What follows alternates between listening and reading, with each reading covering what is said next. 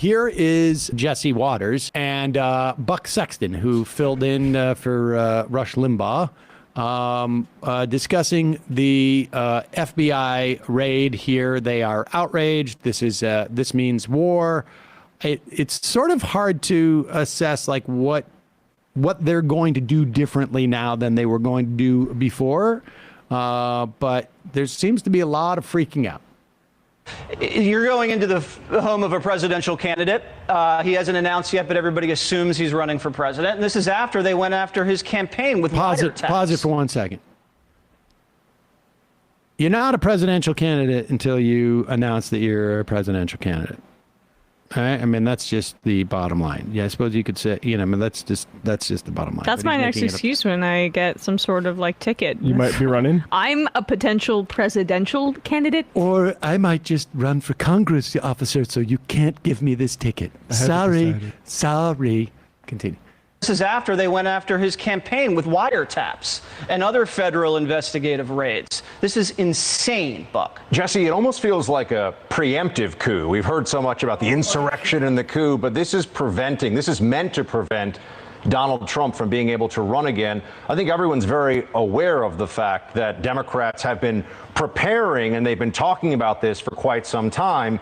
And the notion that somehow suddenly there's this great need to go around all the cooperation, all the agreements, all the documents, everything that has been given up to this point for a raid on the former president's residence. I mean, I don't get upset or rattled easily about politics in this country. I know you don't either.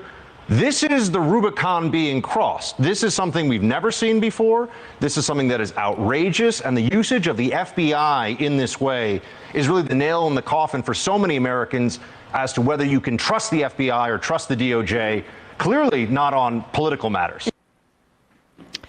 He's got to parse it there, right? It's still okay when they go after Muslim people, but on political matters, no way. Can't trust it. I mean, it's clear that they believed, because remember, they had to get a warrant to do this. It's not like the FBI can just go down there.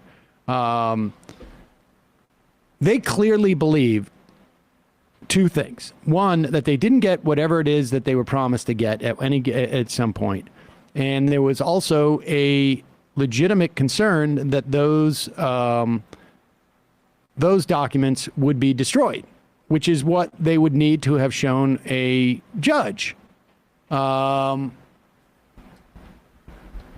here is Florida Attorney General Ashley Moody sort of inadvertently putting her, maybe she just has been away from, but there were pictures literally a day ago when Trump had basically tried to flush documents down the toilet in the White House, which incidentally, there are laws against. Yeah.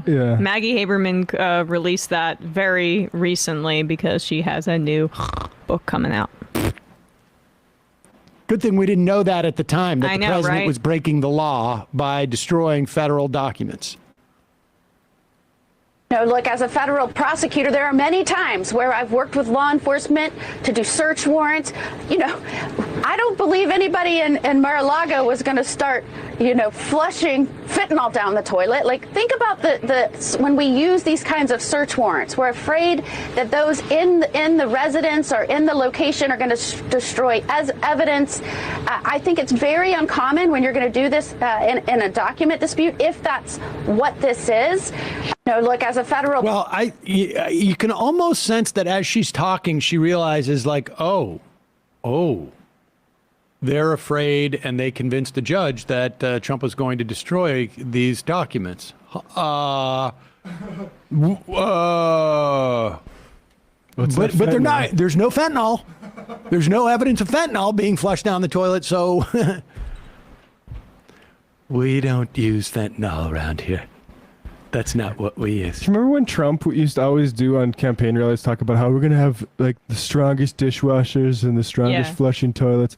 Maybe I'm misremembering the toilets thing, but I'm going to look back that up. No, you're right. It has a secondary meaning when you look at it this way. Like, this would flush you could flush a 3-ring binder down. Yeah, it's like, we're going to have toilets where you can flush an entire phone book if necessary. It's a combination paper shredder toilet. First, the new toilets are going to incinerate everything, then shred them, then flush them, and send them into not just an open sewer, but a lockbox. Yeah. And down there, and it's going to be gone. That's The what's in his safe. shredding, incinerating, flushing toilets. And Elon's going to send it up to space.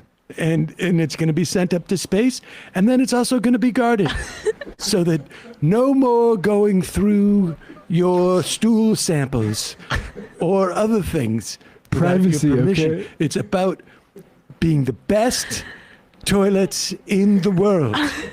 Okay, that's the bottom line. Oh my God. New from Hello Tushy.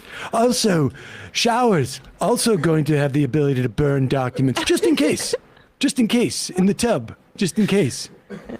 The EPA can't get in the way of those. No, you can't. It's Hey, you're in the kitchen? There's the garbage disposal, now it's specially made for papers. Stacks and stacks That's of right. papers. Also for electronic communications.